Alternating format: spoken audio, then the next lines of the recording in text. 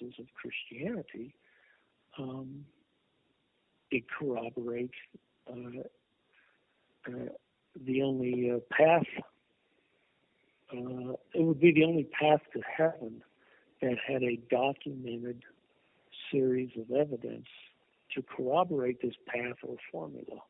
You could prove a miraculous event happened to this guy, consistent with the resurrection. You don't have any such evidence for any other paths to heaven, or formulas to heaven, or paradise, and you don't have any other objective or independent evidence for the central premises of any other religion. And until the Shroud of Turin was known, you could include Christianity in that statement. And much of the evidence from the Shroud of Turin, well, just about all of it, has been discovered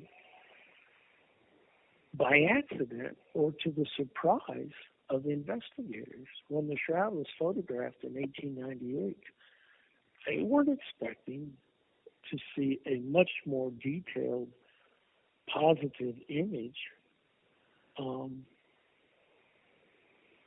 as a result of a picture being taken. And when they discovered that it has three-dimensional information encoded on the images of a two-dimensional cloth, that they were stunned when they saw that.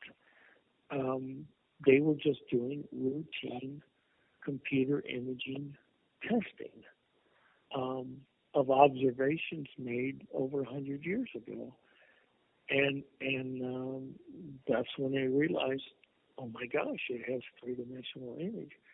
And it appears that the cloth has been encoded in a straight line direction between the body and the cloth draped over it, a straight line vertical direction.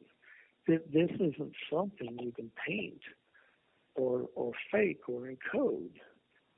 No matter what your technique is, you're not going to encode that. And it's encoded through the spaces or the parts of the cloth that weren't touching the body or weren't originally in contact with the body.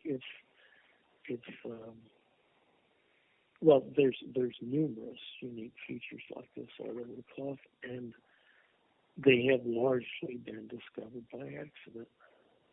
Wow. And the thing about it is, the shroud itself has only been comprehensively examined scientifically once, and that was 38 years ago in 1978.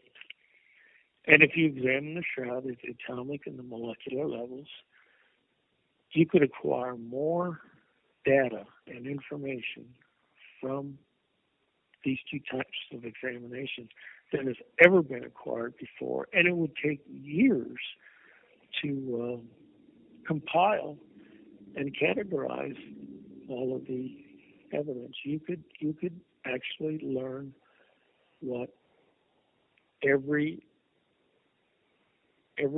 fiber, you could see what is on every fiber on that cloth, and you could see what it's made out of, what it's comprised of.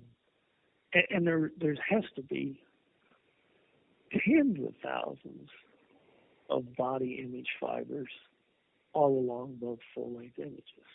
You could acquire a greater amount of evidence than has ever been acquired before, and see it at levels that has never been seen at, and discover perhaps its greatest secrets if you have all the radioactive evidence that we think it would contain.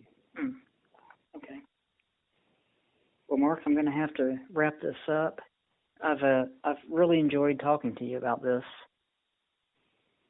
Well, I appreciate you helping to make this more known to the public, and the public can go to the website and sign a petition to the Pope. This also helps increase the attention for further testing. but just reading the articles and reading the book is the best thing the public can do to learn about this evidence, and to discuss this and promote it, because it's something we'd all benefit from. Okay, well, I'm happy to do my part on that, and I will let your publicist know once that goes. Thanks, Jason. Appreciate it very much. Thank you, Mark, and have a good day. That's all the time for today. Coming soon, I will host an interview with Brian Head Welch, one of the members of the heavy metal band Korn. Welch will discuss his belief in Jesus and how he shines a light in the world of heavy metal, as well as some of his missteps as a new believer. Thank you for listening.